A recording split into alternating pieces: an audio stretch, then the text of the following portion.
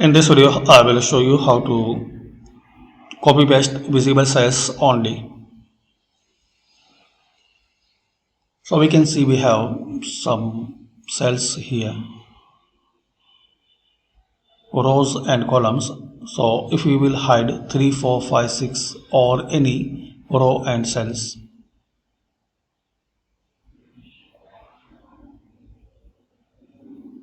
So if we will hide some rows or columns, and once you copy it in normal way, so all the hidden cells will be appear like this. But if you want to need copy paste just visible cells, so select it, then alt and semicolon. Now control C, control V. That's it. So this is the way you can copy paste just visible cells. Thanks for watching.